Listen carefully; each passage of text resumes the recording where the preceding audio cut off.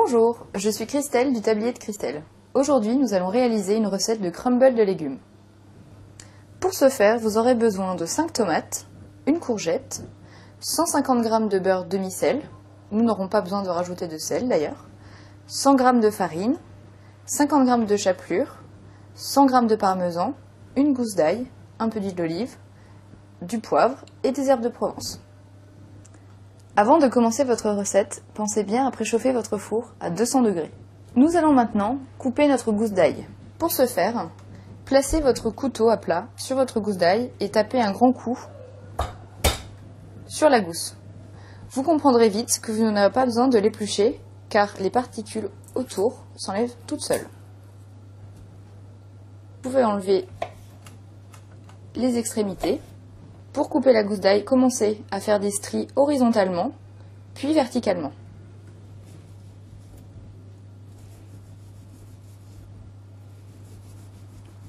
Et maintenant, verticalement.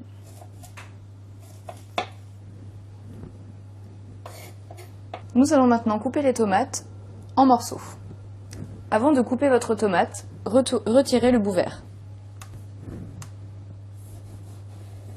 Veillez à toujours couper vos légumes sur une surface plane pour ne pas déraper avec le couteau.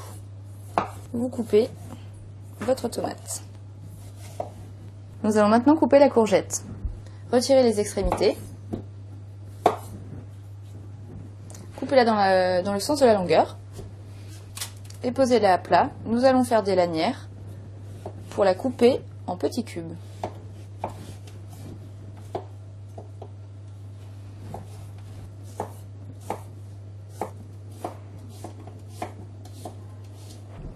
Donc versez votre huile d'olive dans la poêle préalablement chauffée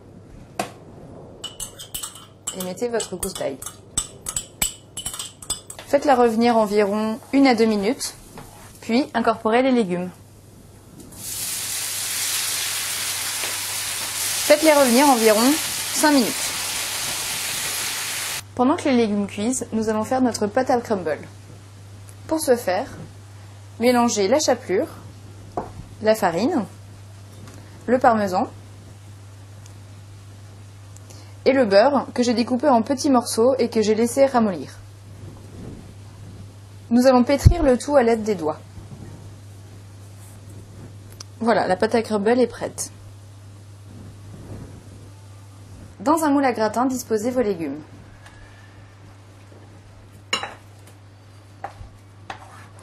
Mettez un peu de poivre pour relever le tout, des herbes de Provence,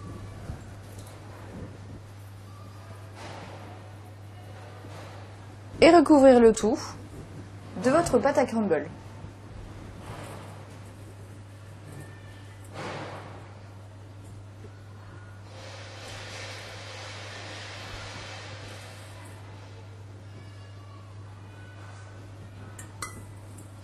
Enfournez le tout pendant 30 minutes pour que votre crumble se forme et que le parmesan lie le tout. Voilà, vous savez désormais faire un crumble de légumes.